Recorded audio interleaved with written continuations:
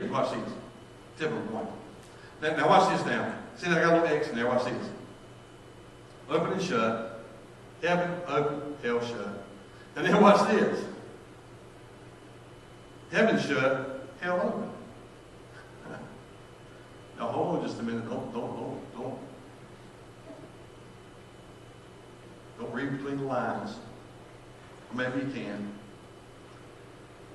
The Bible just said in Malachi, when I do it God's way, heaven will be open and hell will be shut.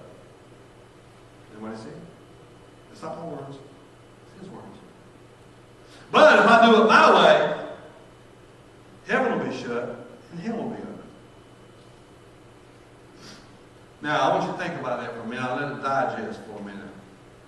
Does that mean I won't have any more trouble? No. Does it mean I won't ever be sick again? No. Does it mean that everything's been hunky-dory? No. Does it mean I'm going to fly around with Learjet and have a 100-room mansion? No. No, God's not a genie in the bottle. You know, a guy's walking around the beach and he sees this bottle. He takes it up and he tries to clean it off, see what it says, and a genie pops out. The genie says, I've been in here for 1,000 years. Thank you for releasing me.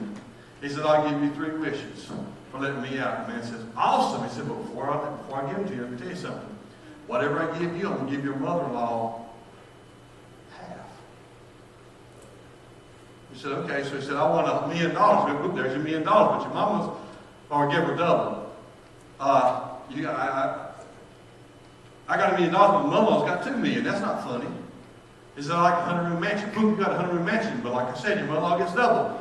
She got a 200-room mansion. He says, what's your third wish? He said, beat me half to death. You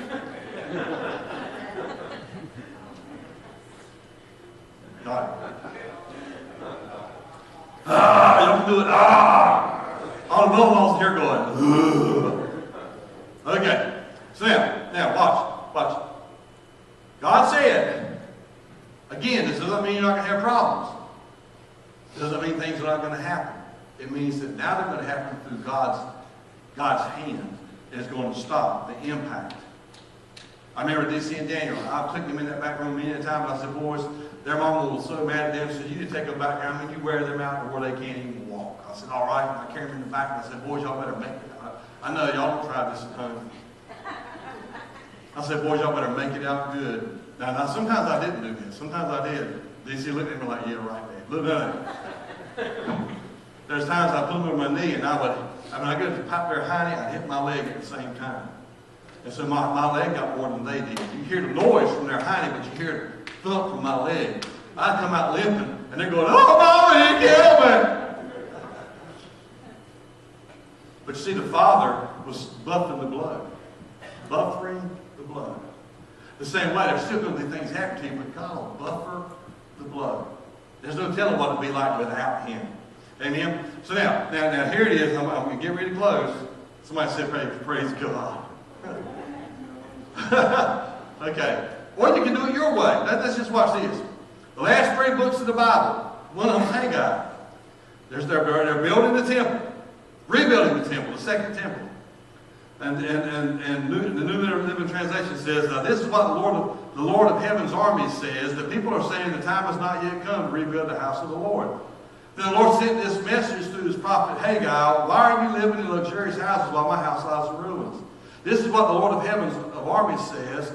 Look at what's happening to you. You have planted much, but you harvest little. You eat, but you're not satisfied. You drink, but you're still thirsty. You put on clothes, but cannot keep warm. Your wages disappear as though you are putting them in pockets filled with holes. This is what the Lord of Heaven's army says. Look at what's happening to you. Now go up to the hills, bring down timber, and rebuild my house. Then I'll take pleasure in it and be honored, says the Lord. You hope for rich harvests, but they are poor. When you brought your harvest home, I blew it away. Why? Because my house lies in ruins, says the Lord of Heaven's armies.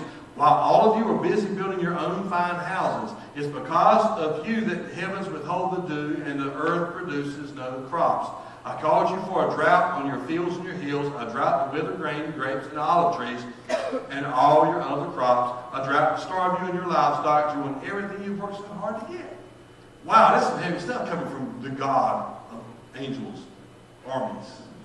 That's some heavy stuff coming from the God of grace. But what he's saying is, let's just put it in some modern day vernacular. Again, we're so busy doing our business that we forget God's business. We're so busy trying to take care of our stuff that we forget God's got some things that need to be done too. You know, I can see it. I ain't got time for you, God. I just ain't got time. I ain't got time. I ain't got talent. I ain't got treasures. Nothing for you right now, God, because I'm busy. You understand because you're God of grace. You take care of it. You got it covered. Everything will be fine. And God says, that's not the principle I put in order. Again, how many men in here, if your wife taps you on the shoulder this night and said, honey, I smell smoke. Linda said it was amazing that day that our hot water heater caught on fire. Hot water heater caught on fire just about a year ago. It caught on fire in the middle of the night. I had my breathing mask on, my CPAP stuff, so I didn't smell it. But the dogs came in and woke her up, and then what happened was when the smoke came in, it went right into the return duct of the air conditioner, so it threw smoke all over the house. So I wake up Linda. Linda sees it, and she taps me, and she says, honey, the house is on fire. Now, how would it have been if I said, well, go take care of it?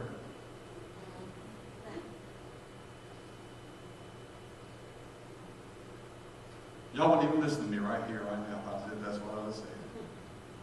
Go take care of it, honey. Some of us are doing that spiritually. Take care of it, honey. I'm tired. Take care of it, honey. I got other things to do. God, you understand. Somebody else take care of it. No, I got up. And I was a fireman in the EMT. And I was also in the fire brigade at work. And so I knew what to do. I got up immediately, and I went around and started turning on lights to find out where it was coming from. And Linda said it was amazing how as soon as she woke me up, I didn't just sit there and go, oh, what are you talking about? She said it was amazing. She said I went right up, jumped about feet, started turning on lights, went around and found where it was at. When I found where it was at, I got a fire extinguisher, and I put the fire out. Then I went in and got the fans going and opened the windows. And she said, wow, it was amazing watching you in the middle of all this. She said, you're just like, bam, you were like Superman. Oop. Go back here. Snap my fingers too hard. Get back up there. There you go. Yeah. How many of y'all, if you knew that there was problems, and you may have something to do with it, or you found out a way to take care of it, would you just lay there and sleep and say, honey, take care of it? Or would you get it to do something?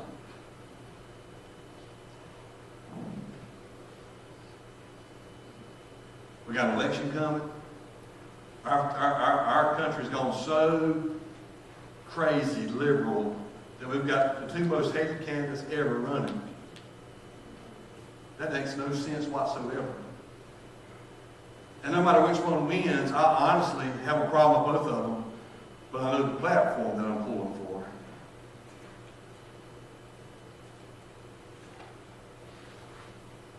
And if more people had stood up, instead of saying somebody else take care of it, somebody handle it, guess what? We'd had two different candidates running. And we'd have had a better choice. The same way. We can sit back and blame everybody else for all of our spiritual problems. Blame everybody else for preachers not preaching hard enough. People are singing too loud, too soft, too wrong, the wrong song. The teachers aren't teaching right. Well, nobody told me this was going to happen. And blah, blah, blah, blah, blah, blah, blah, blah. The trouble is, when you stand before God, He's not going to ask you about me. He's not going to ask you about these guys. He's not going to ask you about the board. He's not going to ask you about that. He's going to say, like Jesus did. First He said, who do men say I am? They said, John the Baptist, you're Elias. He goes, no. Who do you say I am? Who do you say I am? I know what they're saying. I want to know what you think. DC and I were talking the other day, and I remember when he said, you got to eat my bread and drink my blood, and they thought he was a cannibal. And then people started walking away and looked over at the disciples. And here's how I feel sometimes. The disciples said, y'all going to leave too? And they said, where we're going to go, you've got the words of eternal life. But what they're also saying is, watch this. We're in this thing too deep already. How can we stop?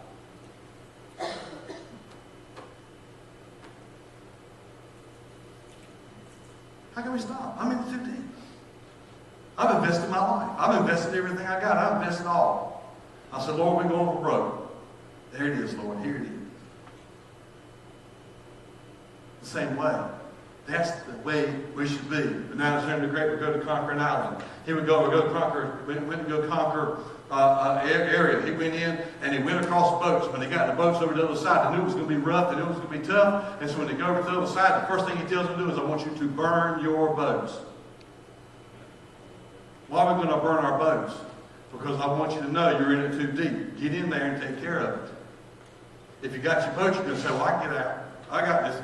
No, burn your boats.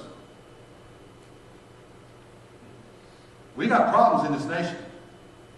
It's going to get worse and worse. Your freedoms are being taken away every week.